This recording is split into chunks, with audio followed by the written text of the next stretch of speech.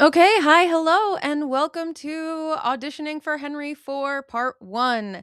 This is a series where I talk through characters and audition monologue choices for Shakespeare plays. So, welcome. If you are auditioning for Henry IV 1, congratulations and break legs. I hope that this series helps you find the right piece.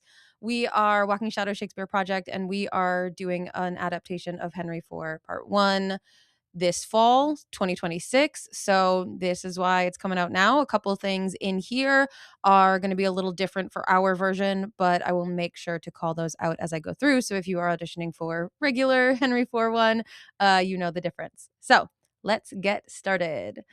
We've got three general groups of characters. So we've got the royals, the rowdies, and the rebels. Some of them you'll see kind of cross over, particularly Prince Hal. He is one of the rowdies. He does do crimes, he does thieves, he does silliness, he does drinking, but he also starts to grow up into the Henry V that we all know and love from Henry V. There are a couple speeches in this show that really show that growth. And so that's why I have him in both categories. Otherwise, we've got the royals, we've got King Henry IV, the Earl of Westmoreland, Sir Walter Blunt, Lord John of Lancaster, who is Hal's younger brother. And then we have our rowdies. This is our tavern crew, everyone's faves. So besides Hal, you've got Falstaff, Poins, Bardolph, Pedo, Gads Hill, who is like a guy. um, the hostess of the hostess, Mistress Quickly, and then Vintner and Francis, who work at the tavern. They are the real kind of focus of most of this play. There's a ton of tavern scenes. One of the longest scenes in the play is at the tavern, so you will spend a lot of time with these folks in this play. And then you've got the rebels. You've got Hotspur, Lady Percy, his wife, Kate, the Earl of Northumberland, the Earl of Worcester, Edmund Mortimer, Lady Mortimer, Owen Glendower, the Douglas, Sir Richard Vernon, Archbishop's group, and Sir Michael. These last three are kind of aiding the rebels, but not necessarily like in and of them in the planning and plotting parts.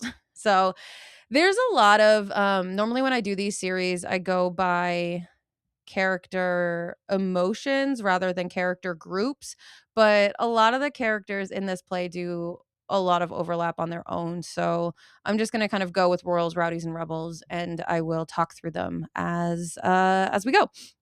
A small footnote: almost all of these characters appear in other plays, so you don't have to go further than Richard II, Henry IV Part 2, Henry V, and Merry Wives to find them. It felt to me like that was maybe cheating for this project, since I could be like, oh, here's a good monologue for Henry IV. It's Henry IV from Richard II, as Bolingbroke is making his ascent to his own rebellion. So I decided not to use them for this, but I think that you should. I think that's awesome. If you really love Hotspur, go to Richard II. If you really love Hal, go to Henry V. If you really love Falstaff, go to Merry Wives. Go to all of these plays where these characters appear as themselves. And, of course, Hal especially changes a lot through the course of Henry IV, Part 1, Part 2, and Henry V, but you'll see obviously it's the same person, and you can take a lot for your monologues from there. So let's get into it. Your royals. Now, I am going to start this with a speech from Henry V, of Prince Hal, King Henry, but it's not specifically for Hal. In this version, it is for King Henry IV, and this is the caveat that I wanted to lay down. In our adaptation of Henry IV Part 1, we are using the heavy is the head that wears the crown speech. So this speech, upon the king, let us our lives, our souls, our debts, our careful wives, our children, and our sins lay on the king. We must bear all.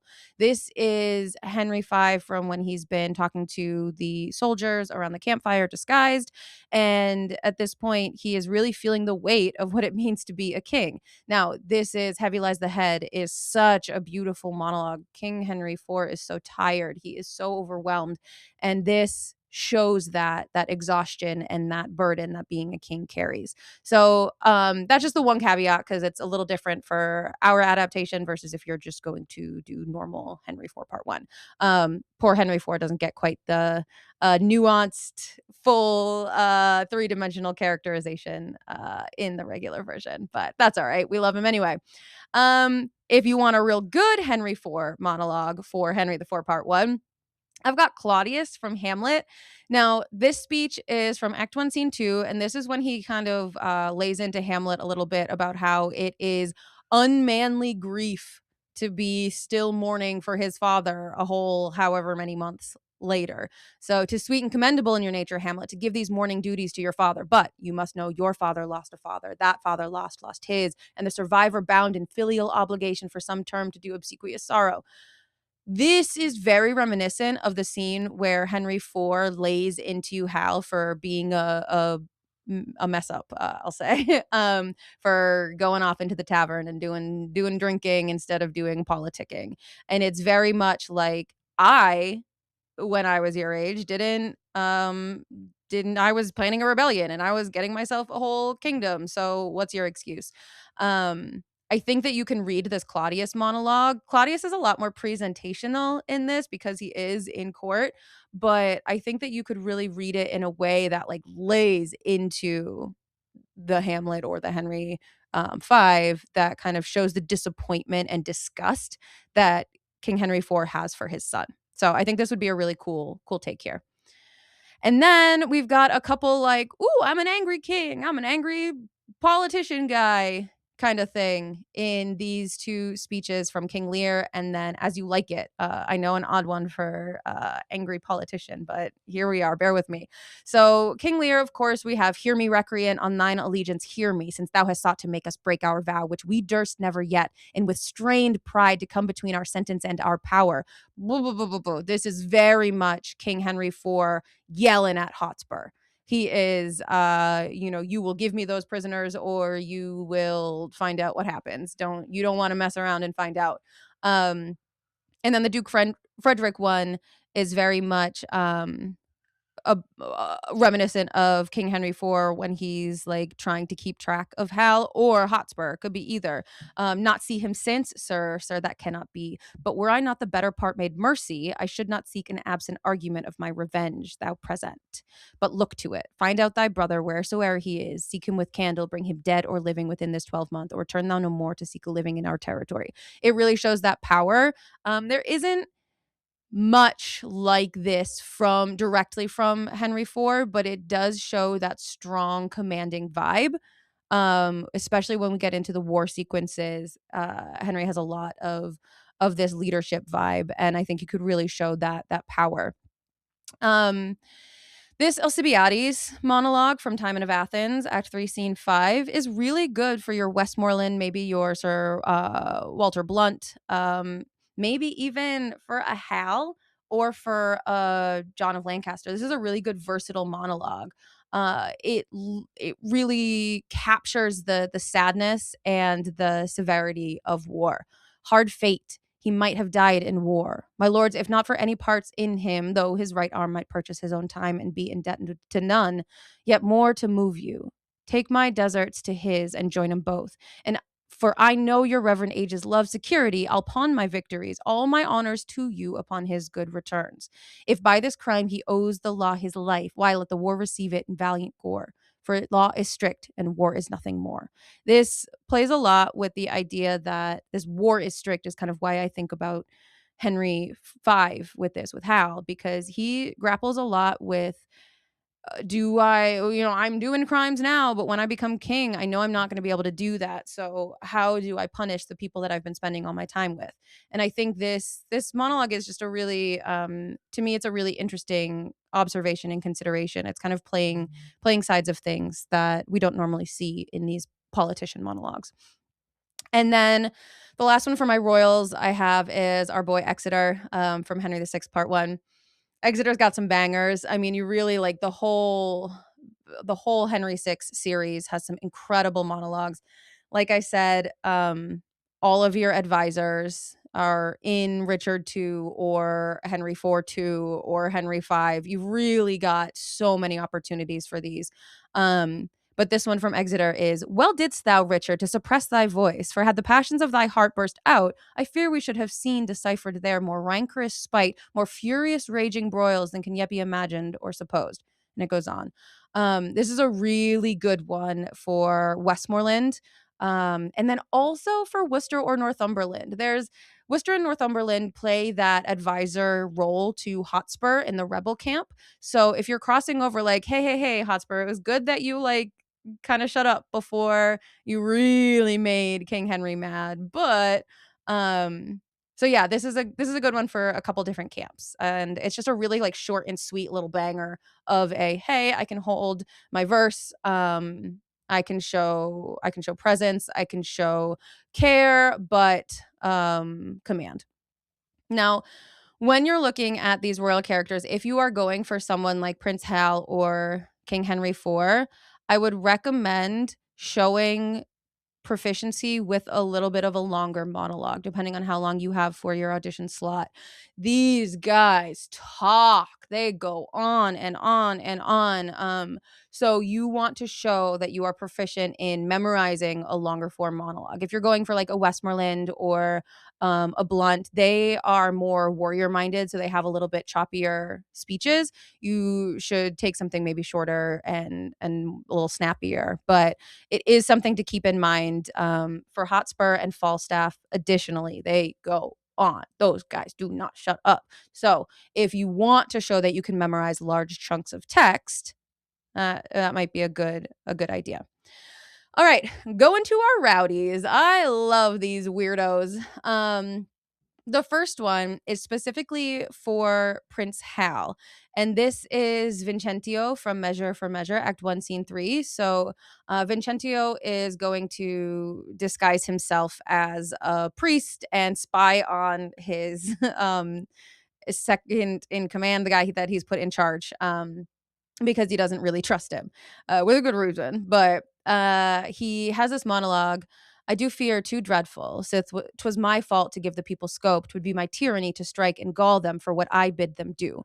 For we bid this be done when evil deeds have their permissive pass and not the punishment. Therefore, indeed, my father, I have on Angelo imposed the office, who may in the ambush of my name strike home, and yet my nature never in the fight to do in slander, etc., etc. Then he talks about how he's going to disguise himself. This, I think, could be used as such a different circumstance, but I think it could be used really nicely for I know you all and will a while uphold the unyoked humor of your idleness. That speech is like, hey, I'm putting on this disguise because I'm trying to keep an eye on this fun part of my life while also respecting or laying the foundation for the serious part of my life. It's a I'm judging, I'm waiting, I'm learning kind of monologue, and that's really what we have from Vincentio here. So I think this one would take like some good text work and like some good justification, but I think it's a really cool piece for a Hal audition. And then we've got like the funsies ones. So this is Christopher Sly from Taming of the Shrew, the prologue. I really love this. I am Christopher Sly. Call me not honor nor lordship. I never drank sack in my life. And if you give me any conserves, give me conserves of beef. Never ask me what raiment I wear, for I have no more doublets than backs, no more stockings than legs, no more shoes than feet, etc., etc. Sometimes more feet than shoes is so good. And this is we've got that Falstaff monologue that he talks about his food for powder. Such a like graphic way to describe his troops, and how they all their shirts are torn, and there's no one really worthwhile among the people that he's scraped together. And I think this little monologue is really reminiscent of that, but it also has the personality of maybe the hostess or Bardolph. These folks who know who they are, and they're not much, right? Um, I think it's fun. I think it's a really fun one to use, and it's something that like no one's ever gonna bring into an audition, so you'll really like stand out with that. Um, Next one is a nurse monologue from Romeo and Juliet. Now, of course, the nurse is a character that you may see a decent amount of in auditions, but I don't think so in this specific monologue. So this is Act Two, Scene Four, and this is after Mercutio and the lads have done dancing around the nurse, and she's talking to Peter. She is big mad. She has big feelings, "Any speak anything against me, I'll take him down, and he were lustier than he is, and 20 such jacks, and if I cannot, I'll find those that shall, scurvy knave. I am none of his flirt gills, I am none of his skeins mates." This is very hostess coded.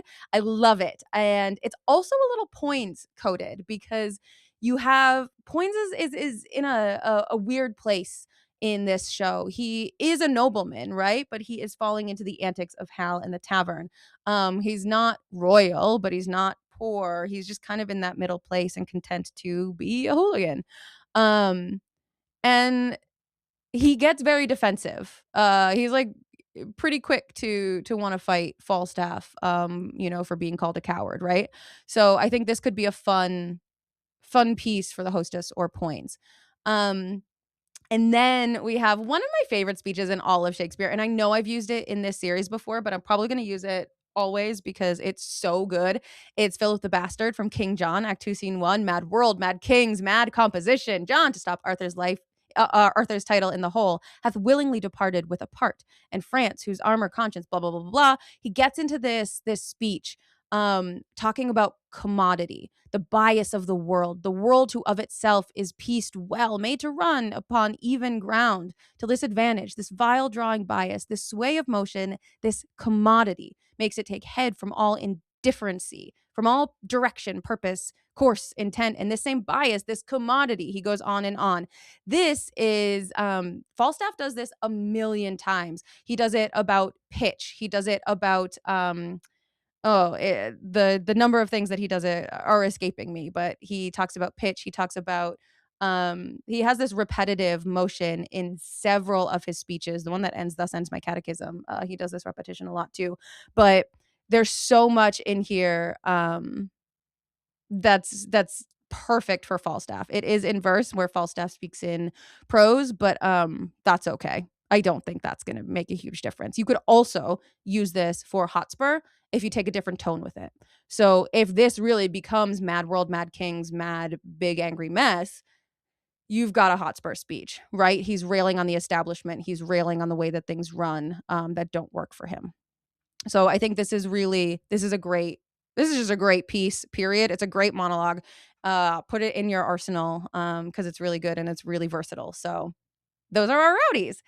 On to our rebels, my faves. I think I've said my favorites to all of them, not King Henry. He's boring. He's not boring. That's mean to him, but he's not my favorite. Hotspur might be. I love Hal. I've got a real soft spot for Hal, but Hotspur, man, this guy, big mad, big feelings. Um, Again, I have a little bit of a cheating one here. It's Henry V, again from Henry V, but you'll notice I didn't use any Henry V speeches for Hal in this play. I've only used them for Henry IV and Hotspur. So I'm getting around my cheating notes. This is the tennis balls speech. It is a little bit more common of an audition monologue, but I still think it fits so well. "We are glad the Dauphin is pleasant with us. His present and your pains we thank you for. When we have matched our rackets to these balls, we will in France by God's grace play a set. Shall strike his father's crown into the hazard." He gets so angry and he builds himself up. This might be, this is really for the whole set of rebels, but specifically your like Northumberland, who maybe sometimes works himself up into a frenzy a little bit more. Um, or the moments with, Hotspur reads a letter and explodes after that. He builds himself up to this anger. It's a way to show that fiery sense while also starting controlled.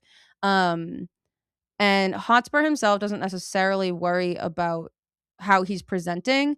But as an actor, I think it's a strong choice to show that you can do both. You can be buttoned up and held together, and then you can really release it and explode, especially if you don't have two monologues to showcase if you just get one shot, this is a great one to show that like presence and composure and then really lose your mind through it. Um and then we've got one that's not from Shakespeare, but it is from Sir Thomas More, Act 2, Scene 3, and it is Sir Thomas More. And this is he is yelling at a crowd, and they've been complaining about foreigners and refugees, and basically this whole speech. What do you then, rising against him that God Himself installs, but rise against God? What do you to your souls in doing this? Oh, desperate as you are, wash your foul minds with tears, and those same hands that you, like rebels, lift against the peace, lift up for peace, and your unreverent knees. Um, in the end of this, it's like, God forbid you ever need to escape and go to any other place besides England. What would happen if you met with people like yourselves? How horrible would that be? That would be pretty dang bad. Um, we're not all appropriated in comforts, but chartered unto them. What would you think to be thus used? This is the stranger's case, and this your mountainish inhumanity. Oh, it's so good. It's so spicy. It's so good. It's very good for Hotspur because he does feel misused. So for him, you can again kind of like build yourself up to this rallying cry and show this power of injustice, right? More rebels. Edmund Mortimer from Henry VI. Of course, we do see Mortimer in um in this play, but this is like more for Northumberland, Worcester.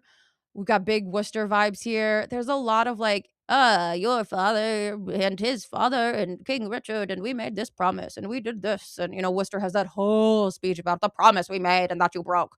Um, this is a really good one for this kind of lays out the lineage issue of, why the whole War of the Roses is going to happen in a couple plays. But it could be good for some of those non-Hotspur really like lineagey monologues. I will, if that my fading breath permit and death approach, not ere my tale be done. Henry the Fourth, grandfather to this king, deposed his nephew Richard, Edward's son, the first blah blah blah blah blah. Pretty good for like long chunks of text, command of the space, and to show that you can deliver a lot of information clearly. All right. Um, Jack Cade from Henry VI, Part 2, Act 4, Scene 7. Jack Cade is my favorite rebel. He is so good at rallying up the troops and the commoners. So this one is, again, a great Hotspur piece, but also this really fits for any of the rebels. Maybe like the Douglas is a good one for this because it's real like fight and spirit kind of vibes. Well, he shall be beheaded for it 10 times. Thou say, thou surge, nay, thou buckram lord. Now art thou within point blank of our jurisdiction regal. What canst thou answer to my majesty for giving up of Normandy? Blah, blah, blah. Gets real mad. I think this is just a good, fun, rally one. And then the last one, this is specifically for Kate, for Lady Percy, and it's like a mirror image of her speech in the play. It's Portia from Julius Caesar, Act 2, Scene 2. You've gently Brutus stole from my bed, and yesternight at supper you suddenly rose. Blah blah blah. Kate literally comes out and she's like, Harry, why are you out of bed? Why are you sneaking out? Why are you so sad? It's the same monologue. It's just the same thing. Um, just a different character and different play, but this is a really straightforward one for her. All right, good luck with your audition. Have so much fun. I am happy to answer any questions if you want to leave a comment or DM or whatever. If you are auditioning for Henry IV Part 1, hit us up, especially if you use one of these monologues. We would love to hear about it. All right, goodbye.